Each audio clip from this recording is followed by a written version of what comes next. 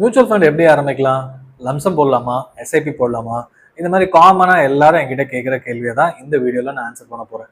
So last week பார்த்தீங்கன்னா ஒருத்தர் சிங்கப்பூர்லேருந்து பேசினாரு. சார் உங்களை வந்து என் ஃப்ரெண்டு ரெஃபர் பண்ணாரு. அவர் வந்து மியூச்சுவல் ஃபண்டில் இன்வெஸ்ட்மெண்ட் பண்ணியிருக்காராம். பட் எனக்கும் ஒரு கிளாரிட்டி வேணும். மியூச்சுவல் ஃபண்ட் பற்றி எங்களுக்கு சொல்ல முடியுமா அப்படின்னு கேட்டார். ஸோ எல்லாம் சொல்லி முடிச்ச பிறகு லம்சமா எஸ்ஐபியா, டாக்ஸேஷன் என்ன, இது எல்லாமே கேட்டார். ஸோ அவருக்கு என்னென்னலாம் நான் சொல்லணும் உங்களுக்கு நான் சொல்ல போகிறேன். ஸோ உங்ககிட்ட யாராவது மியூச்சுவல் ஃபண்ட்ஸ் பற்றி கேட்டாங்கன்னா இந்த வீடியோ அவங்களுக்கு ஷேர் பண்ணுங்க. இன்னும் ஒரு கிளாரிட்டி கண்டிப்பாக அவங்களுக்கு கிடைக்கும். சரி, மியூச்சுவல் ஃபண்ட் யாரெல்லாம் இன்வெஸ்ட்மெண்ட் பண்ணலாம்? யார்கிட்ட பேன் கார்டு இருக்கோ, ஆதார் கார்டு இருக்கோ, அண்ட் பேங்க் அக்கௌண்ட் கண்டிப்பாக வச்சுருப்பீங்க. இது இருந்ததுன்னா தாராளமாக யார் வேணால் ஸ்டார்ட் பண்ணலாம். ஸோ எவ்வளோ இன்வெஸ்ட்மெண்ட் பண்ணணும்? ஒரு 5 லட்சம் இல்லை ஒரு 5,000 மாதத்துக்கு ₹100 போதுங்க. ஒரு 6 மாதம் கண்டினியூஸாக ₹100 கட்ட முடியுமா? நீங்கள் ஒரு எஸ்ஐபி ஸ்டார்ட் பண்ண முடியும். ஏன்னா எஸ்ஐபினா systematic investment plan. So post ஆஃபீஸில் ஆர்டி கட்டுவீங்க, இல்லை பேங்க்கில் ரெக்கரிங் டெபாசிட், அதாவது மாதம் ஒரு பணம் கட்டுவீங்க. ஸோ மினிமம் அதை பார்த்தீங்கன்னா 6 மாதத்துக்கு கட்டணுன்றது தான் சொல்லியிருப்பாங்க. ஸோ அதில் வந்து ₹100 ஆரம்பிக்க முடியும். அதே மாதிரி மியூச்சுவல் ஃபண்ட்லையும் ஒரு எஸ்ஐபின்னு ஸ்டார்ட் பண்ணீங்கன்னா ₹100 கட்டினா போதும். ஸோ மேக்ஸிமம் லிமிட்டே கிடையாது. மாதத்துக்கு நீங்கள் ₹1,00,000 கட்டலாம், ₹2,00,000 கட்டலாம். உங்களோட தகுதிக்கேற்ப, அதாவது நீங்கள் எவ்வளோ சம்பாதிக்கிறீங்களோ அந்த அமௌண்ட்டுக்கு ஏற்ப நீங்கள் கட்ட முடியும். சரி, லம்சமாக கட்டலாமா அப்படின்னா தாராளமாக கட்டலாம். ஒரு ₹10,000 ₹5,000 நீங்கள் எவ்வளோ போட்டாலும் லம்சம் தான். என்னால் மாதம் கட்ட முடியாது, நான் அப்பப்போ கட்டிக்கிறேனே அப்படின்னு நிறைய பேர் கேட்பாங்க. அதாவது இந்த மாதம் கட்டுறேன், இந்த மாதம் 3,000, அடுத்த மாதம் 4,000, அதுக்கு அடுத்த மாதம் என்னால் கட்ட முடியாமல் போகலாம், திருப்பி 4வது மாதம் ₹10,000 கட்டிடுறேன் அப்படின்னு. இதில் என்ன பிரச்சனைனா, முதல் 2 மாதம் நீங்கள் வந்து ப்ராப்பராக ட்ரிகர் பண்ணி இன்வெஸ்ட்மெண்ட் பண்ணிடுவீங்க. அதுக்கப்புறம் பணம் இருக்காது. லம்சமாக வந்தால் கட்டிக்கலாம், அதான் எப்போ வேணா பண்ணலாமே அப்படின்னு ஆகிடும். அண்ட் பணம் வந்த உடனே வந்து கமிட்மெண்ட்ஸ் எக்கச்சக்கமாக இருக்கும். போன மாதம் நிறைய செலவு பண்ணியிருப்பீங்க, அடுத்த மாதம் அந்த பில்லை கட்ட வேண்டியிருக்கும். அதுக்கப்புறம் பார்த்தீங்கன்னா ஒரு ஃபேமிலி ஃபங்க்ஷன் வந்திருக்கும். அதுக்கப்புறமா வந்து ஸ்கூல் ஃபீஸ் கட்ட வேண்டியிருக்கும், இல்லை காலேஜ் ஃபீஸ் கட்டணும், இல்லை உங்களுக்குன்னு ஒரு மெடிக்கல் எமர்ஜென்சி வந்திருக்கும். ஏதாவது ஒன்று பேக் டு பேக் வந்துகிட்டே இருக்கும். பட் ஆனால் ஒரு கன்சிஸ்டண்டாக ஒரு அமௌண்ட் என்னால் மாதம் ஒரு 5,000 எடுத்து வைக்க முடியும், இது வந்து எனக்கு பிரச்சனை இல்லை, மற்ற செலவை நான் பார்த்துப்பேன் அப்படின்னா ஈஸியாக 5ஆம் தேதி எடுத்துருங்க அப்படின்னு ஒரு ஈஸியஸ்ட் டெபிட் ஆப்ஷன் போட்டு கொடுத்துட்டோம்னா மாதம் 5ஆம் தேதி ஆச்சுன்னா ₹5,000 உங்கள் அக்கௌண்ட்லேருந்து போயிடும். இல்லை ஒரு ₹500 போடுங்க, மாதம் 5ஆம் தேதி ஆனால் ₹500 போயிடும். ஸோ 28 நாளில் எந்த டேட் வேணால் உங்களுக்கு கம்ஃபர்டபுளாக போட்டுக்கலாம். பட் என்னோட பர்சனல் சாய்ஸ் பார்த்தீங்கன்னா ஃபஸ்ட்டு 5 டேஸ்க்குள்ளே வச்சிங்கன்னா பணம் பேங்க் அக்கௌண்ட்டில் இருக்கும், ஈஸியாக பணம் போயிடும். இதுவே 10ஆம் தேதி 20ஆம் தேதின்னு போச்சுன்னா சில சமயம் பணம் இருக்காது. நான் வந்து அடுத்த மாதம் சேர்த்து கட்டிக்கிறேன்னு ஒரு தாட் ப்ராசஸ் வந்துடும். இல்லை எஸ்ஐபி 3 மாதம் கண்டினியூஸாக போகலன்னா கேன்சலே ஆகிடும். ஸோ அதனால் கவலைப்படாதீங்க. ஃபஸ்ட்டு 5 டேஸில் போடுங்க, ஈஸியாக பணமும் போயிடும். ஏன்னா உங்கள் சேவிங்ஸ் தான் ஃபஸ்ட்டு நீங்கள் செலவு பண்ணுற பணமாக இருக்கும். அதாவது இந்த மாதம் சம்பாதிச்சிட்டேன், இன்கம் வந்துருச்சு, அதில் நான் ஃபஸ்ட்டு கட்ட வேண்டியது என்னோட ஃப்யூச்சருக்காக, அது நீங்கள் கட்டிட்டீங்க. மீதியை செலவு பண்ணுங்கள். எல்லாத்தையும் செலவு பண்ணிவிட்டு பின்னாடி பணம் இல்லை நான் என்ன பண்ணுறோம், சம்பளம் பத்தலைன்னு சொல்கிறதுக்கு பதில் இது பெஸ்ட் ஆப்ஷன். சரி, ₹100 போடுறீங்க அப்படின்னு சொல்லியாச்சு. சரி, யார் பேர்கிட்ட போடலாம்? ஹஸ்பண்ட் அண்ட் ஒய்ஃப் இருக்கும்போது ஹஸ்பண்ட் ஒய்ஃப் பேரில் போடலாம், இல்லை ஒய்ஃப் ஹஸ்பண்ட் பேரில் பண்ணலாம், 2 பேரும் ஜாயிண்ட்டாக ஸ்டார்ட் பண்ணலாம், எப்படி வேணால் பண்ணலாம். தாத்தா வந்து பேரன் பேரில் பண்ணலாம் கேஒய்சி கொடுத்துட்டு, இல்லை தாத்தா வந்து அவங்க சன் பேரில் இன்வெஸ்ட்மெண்ட் பண்ணலாம் கார்டியனாக இருந்தது. So any option possible. And அந்த அக்கௌண்ட் ஹோல்டர் யாரோ அவங்க பேரில் மட்டும்தான் செக் லீஃப் இருக்கணும், ப்ரூஃப்ஸ் இருக்கணும், அவங்க மட்டும்தான் இன்வெஸ்ட்மெண்ட் பண்ணணும். ஹஸ்பண்ட் வந்து ஒய்ஃப் பேரில் பண்ணலான்னா ஒய்ஃப் வந்து ஒர்க் பண்ணாலும் சரி, இல்லை ஹவுஸ் ஒய்ஃபாக இருந்தாலும் சரி, ஹஸ்பண்ட் வந்து பணத்தை இன்வெஸ்ட்மெண்ட் பேங்க் அக்கௌண்ட்டில் போட்டுட்டு மாதம் இன்வெஸ்ட்மெண்ட் பண்ணலாம். இது வந்து ஃபேமிலிக்குள்ளே கொடுக்கும்போது அது பெரிய டாக்ஸேஷன் இஷ்யூஸும் வராது. ஏன்னா நீங்கள் ஆரம்பிக்க போகிறது கொஞ்சம் கொஞ்சமாக இன்வெஸ்ட்மெண்ட் பண்ணுறீங்க. அதே மாதிரி வைஸ் வர்ஸாவும் பாசிபிள். ஸோ இந்த ஆப்ஷன் யார் வேணால் பண்ணணும். சரி, இன்வெஸ்ட்மெண்ட் பண்ணிட்டேன், டேக்ஸை நான் போடுற பணம் 1 லட்சம் போட்டேன், எனக்கு எவ்வளோ டேக்ஸ் வரும் அப்படின்னா, ஒரு வருஷத்துக்குள்ளே நீங்கள் எவ்வளோ பணம் போட்டு எடுத்தாலும் ஷார்ட் டேர்ம் கேபிட்டல் கெயின்ஸ் கட்டி தான் ஆகணும்.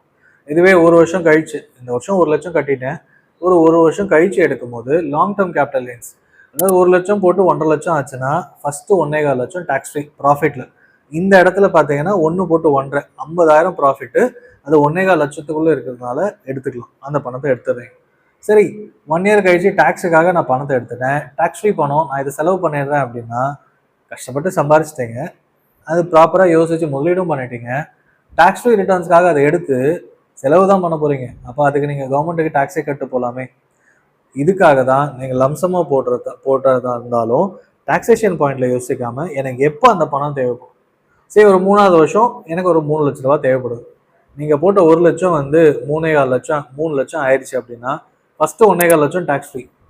ரிமைனிங் 1.75 லேக்ஸ்க்கு நீங்கள் வந்து 1 போட்டு 3 ஆயிடுச்சு, 1.25 லட்சம் டேக்ஸ் ஃப்ரீ. மீதி 75,000க்கு பார்த்தீங்கன்னா 12% லாங் டேர்ம் கேபிட்டல் கெயின்ஸ். அதாவது 75,000ல் 12%னா கிட்டத்தட்ட ஒரு 10,000 ரூபாய் வரைக்கும் கட்டியிருப்பீங்க. மீதி எல்லாமே உங்களுக்கு தான், கவர்மெண்ட் எதுவுமே பண்ண முடியாது, ஏன்னா டேக்ஸும் கட்டியாச்சு. அண்ட் இது வந்து பிடிச்சிக்கிட்டு கொடுப்பாங்களா அப்படின்னா கிடையாது, ஏன்னா இது சேலரி மாதிரி கிடையாது, டிடிஎஸ் பிடிச்சிட்டு கொடுக்குது.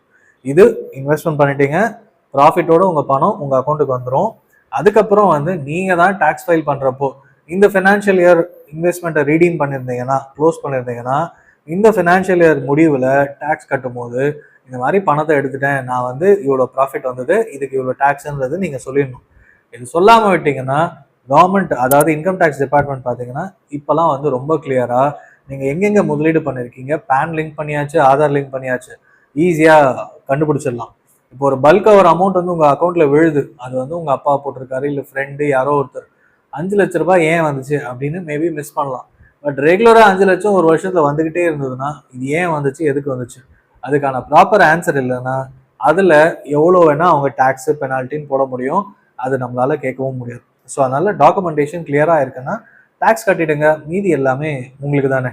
அண்ட் இப்போ இதுவே ரியல் எஸ்டேட்டில் போடுறீங்க, ஒரு டைமில் ஏறும், அதுக்கப்புறம் ஏறுமான்னு தெரியாது. Average returns 10-11%. கோல்டு எப்போ ஏறும் எப்போ குறையும் தெரியாது, பட் அதுவுமே ஆவரேஜாக 10-11%.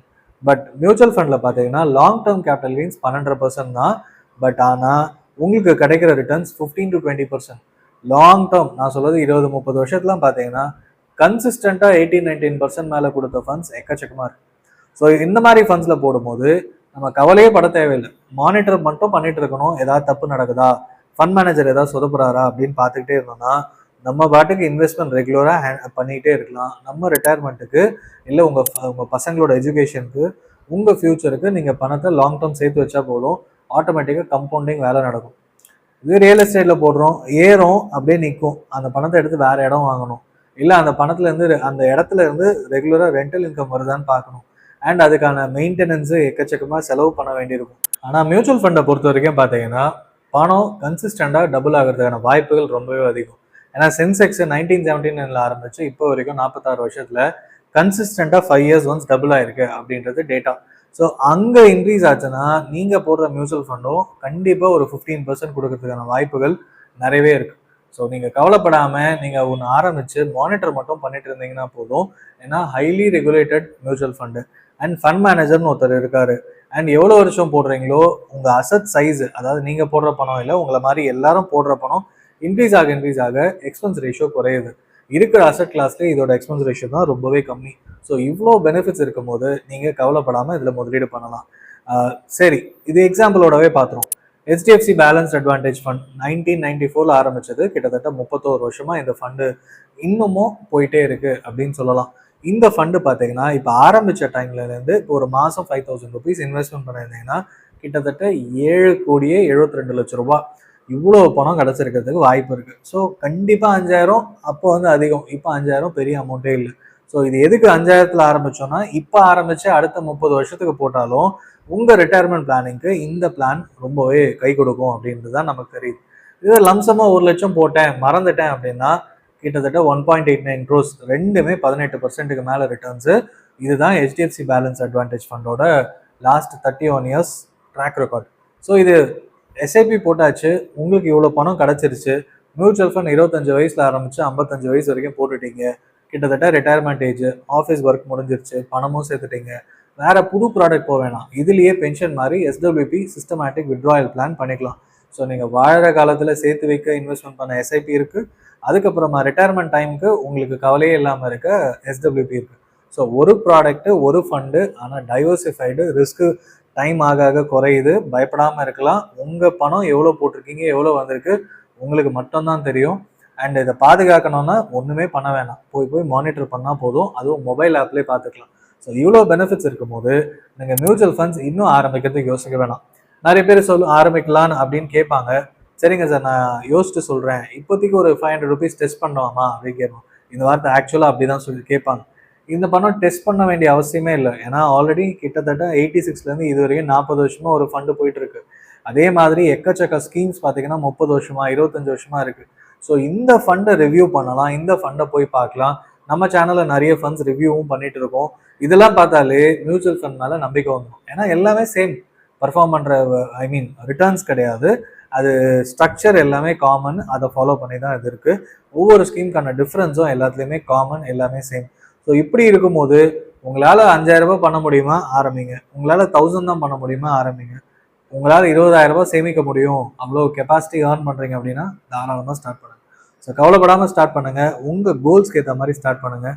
அண்ட் எவ்வளோ வருஷம் போடலான்னு வாங்க. லாங் டேர்ம் சார் ஒரு 10 வருஷம் வாங்க, அந்த மாதிரி 5 10ன்னு யோசிக்காதீங்க. உங்கள் ரிட்டையர்மெண்ட் பிளானு 30 வயசா, இன்னொரு 25-30 வருஷம் போடுவேன்.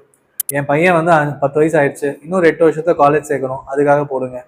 உங்கள் பொண்ணோட கல்யாணம் இன்னொரு 25 வருஷத்தில் வரப்போகுது, 20 வருஷத்தில் பொண்ணுக்கு 5 வயசு ஆச்சு, நகை சேர்க்கலாமா, ஒரு MFSIP போடுங்க. 20 வருஷம் கழிச்சு நகையும் வாங்கி கொடுங்க, கல்யாணமும் பண்ணி வைக்கலாம், அவ்வளோ பணம் சேரும். ஸோ இந்த மாதிரி எவ்வளோ, என்ன ஃபினான்ஷியல் கோல், எவ்வளோ டைம் பீரியட், அது தெரிஞ்சுக்கோங்க.